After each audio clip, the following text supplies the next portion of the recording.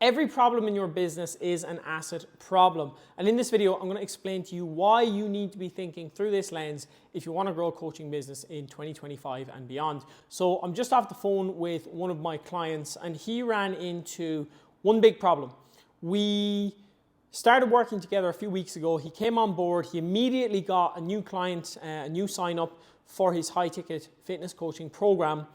But one problem that we've discovered is that when he brings a client on board, his previous way of operating was to give a lot of his time to his client, and that actually is starting to restrict him in terms of the ability he has to market and sell and actually build and grow his business. Now, if we're in the online business space, we are playing the game of business, and we have to actually step out of the identity of just being a coach and spending all of our time showing up for our clients, and step into the identity of being an entrepreneur, being a business builder, and building solutions, building systems, and building assets that solve our problems. So this is not to say that we don't want to give the clients a great experience. It's not to say that we're lazy and we don't want to show up and we just want to take a paycheck and never talk to our clients. It's not like that at all. But if you're getting into the online coaching space, or you're already in the coaching space, and you take on a client, and that client you give 2-3 hours of your week every single week. Well, that means if you give this client 3 hours a week, so if you spend 30 minutes a day communicating, chatting, making updates to programs, changing exercises, say you spend 30 minutes a day, 6 days a week with this client, 3 hours a week. This is all well and good if you've got 1, 2, 3, 4, 5 clients, right? You're giving them a really high level of service, you're loving working with them, everything is going well. But what happens if you want to get to 20, 30, 40, 50 clients? If you want to build a 6-figure business? Realistically, you're going to need somewhere between 30 and 50 clients if you want a 6-figure business for almost everyone. Yes, you could charge a lot more money for a smaller niche market and solve a very high level problem and get there with less clients. But for the majority of coaches, it's going to be like 30 to 50 clients to build a 6-figure online coaching business. Now, if you're spending 3 hours a week per client, if you have 50 clients, that means you're working 150 hours a week. And there's only 168 hours in a week, which means that that's simply not possible, first and foremost. And even if you did manage to do it somehow, even if you managed to stay up all day, all night, and just work and hustle with your clients, your life would be a disaster. You would be underslept, and your own health and fitness, you wouldn't be long burning out and probably actually dying from just having 18 hours of sleep and rest and recovery per week. Now, that's an extreme example, but the point here is, if we're getting into business and we want to grow a 6-figure online coaching business, we actually have to start with the end in mind. And if we're servicing our current clients with 3 hours per week per client, or even 1 hour per week per client, that means if we have 50 clients, if every client takes a full hour every week, if we want 50 clients, we need to work 50 hours a week just in client delivery before we even look at admin, sales, marketing, taxes, all of this other stuff that comes along with running a business. So we need to actually think like business owners, and business owners think through the lens of leverage and creating assets. And this brings me back to why every problem in your business is an asset problem.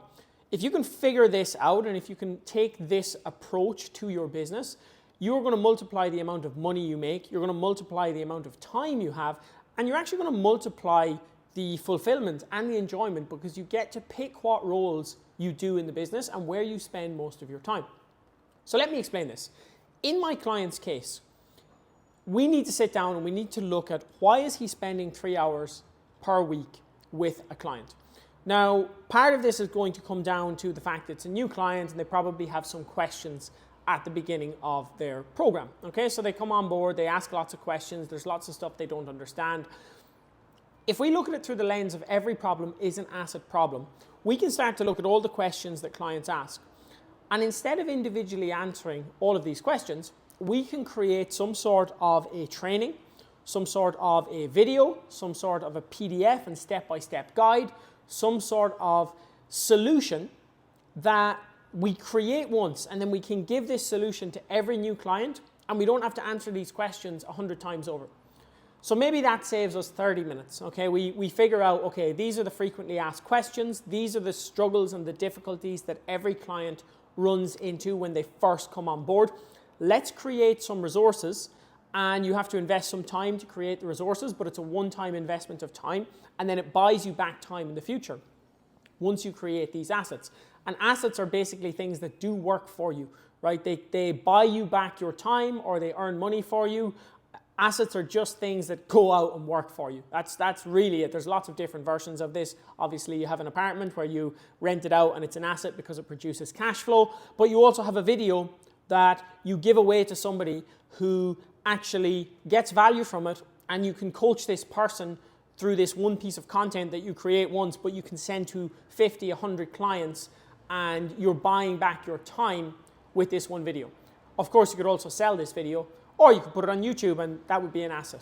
So let's say we've saved 30 minutes, okay, from our client management. What else do we have to do? Well, probably if it's a new client, they're going to need some help with exercise execution. And maybe they're sending videos over. And maybe every week they're sending 10 minutes of video footage over, so 2 or 3 minute videos of 4 or 5 exercises, and the coach is giving feedback on these videos.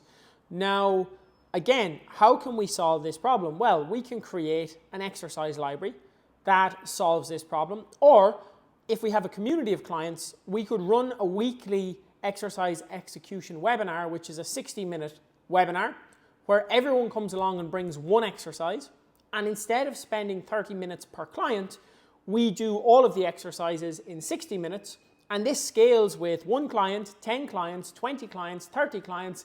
Yes, maybe you have to go to 90 minutes, 2 hours as the client base grows, but this whole exercise execution thing can be solved by creating an asset, something that solves it without you, so such as a video course or a step-by-step process, or just a scaled piece of coaching, right? So a scaled method of solving the problem.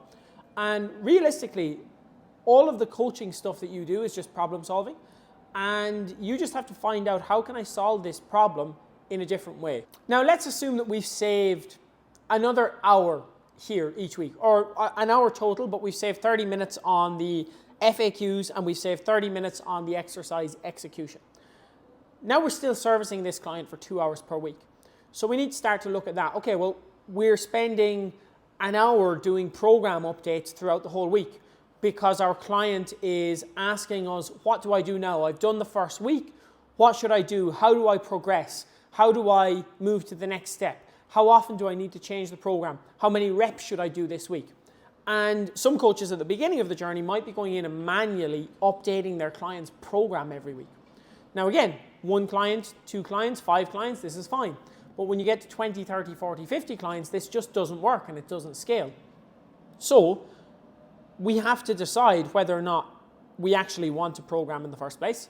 Is it important that we make programming updates, or can we give somebody a plan that they can follow along themselves and make updates to? And for the most part, you will actually be totally fine if you can educate your clients on how to make the updates themselves. So you educate them on progressive overload. And instead of you sitting down at your computer for an hour every week doing updates and changing exercises and telling them, okay, now you're aiming for 12 reps in this set and 13 reps in this set, and manually giving them all of this instruction every week, you can create an asset that teaches them the core principles and the understanding that they need to actually go and implement the progression themselves. Okay, so maybe you sit down for a couple of hours and you create a couple of trainings around progressive overload. What to do if I hit a plateau? What to do if I don't have a certain piece of equipment in the gym? What is a good list of substitutes for these exercises? So if I'm going to be away traveling and I'm going to be in a hotel gym next week, what can I swap out if the machines I usually use are not there? Can I do a dumbbell variation of the same thing? And we can create an asset that solves that problem. So the client watches this video, and instead of you manually doing the changes, they understand the principles needed to make the changes themselves. So now we've cut this down from 3 hours. We took 30 minutes off for FAQs. We took 30 minutes off for, my brain is dead. We took an hour off for programming. We took 30 minutes off for exercise execution. So now we're down to 1 hour remaining. Okay, we've 1 hour of coaching time remaining. And this is probably, checking in with the client, maybe some voice notes, maybe there's a one-to-one check-in call. And again, we just need to actually look at this and go, okay, what does this client need to get the result? And I won't go into it in this video, but something that you should have, and I've got other videos on this, is a tiered offering. So you should have multiple different tiers of access for your clients to access you. This means that the people who really need the one-to-one support and really need to have a 30-minute call every week can have it, but the people who want something that's a little bit more budget friendly and that don't actually need that can be serviced in a group call once a week. And again, this scales with the number of people who you take in. So if you've got an hour left of delivery, you have to look at that and go, okay, well, what is that delivery? And can I create some sort of asset that manages that delivery? Again, what are you answering all the time? Maybe you need to create a resource. Maybe you need to create a roadmap that the client can see, this is what I do each week, so you don't have to check in with them quite as much. Or maybe you check in, but it's shorter. It's a quick 15, 20-minute check-in, and that's the next step. Maybe you're doing one-to-one calls, maybe you're doing Loom videos, maybe you're doing voice note check-ins. There's a ton of different ways to do this, but you can create some sort of an asset that basically reduces the amount of time you have to give up on a daily basis to service your clients and get results. Now, this whole concept applies to everything in your business. This is just one example of how we can use assets to take back time, service clients better because they're not waiting on a reply. They have immediate access to the answers, the resources, the next steps that they need, and also prioritize you having energy and time to invest into being a better coach for your clients instead of just being stuck in this loop of like over-delivering things that simply don't need to be over-delivered. And this is not to say not to deliver to your clients and not to spend time with your clients. I love working with my clients every single week. I love my one-to-one calls. I love my masterminds. I love engaging. I love educating. I love coaching, mentoring. I absolutely eat, sleep, and breathe this stuff, but I also have to build my business in a way where it's reliant on assets, not just my input and my time, because my primary responsibility in my community is to go out and learn and to go out and upskill and up-level myself and my own business skills to then bring those back to my community. And if I don't respect my time and my energy and I spend all my time and energy answering questions and doing admin kind of stuff with clients that I don't need to do, I'm actually doing a disservice to those clients because I'm not going out and becoming a better coach, a better leader for those people. And this principle just applies to everything. If you don't have enough leads, instead of saying, okay, I don't have enough leads, I need to just shout and roar at more people, create an asset, a YouTube video like this where somebody watches the video, and if they realize that, okay, this is actually valuable content, this person actually knows how to help me, potentially they will reach out. If you're watching this video and you feel like this is something you're struggling with, you're spending a lot of time in client delivery, you don't have assets in your business, you don't really know how to grow without protecting your time and your energy, you can drop me a message and I will tell you exactly what to do over the next 2 or 3 weeks to make immediate changes in your business. This is a lead video, right? This video has an opportunity to bring people in and have conversations with me. It's not the sole purpose, but that's a function of the video. I create it once, and this video will go out onto YouTube for hopefully the rest of time, and who knows how many views it will have in the future. This is an asset. This video is an asset.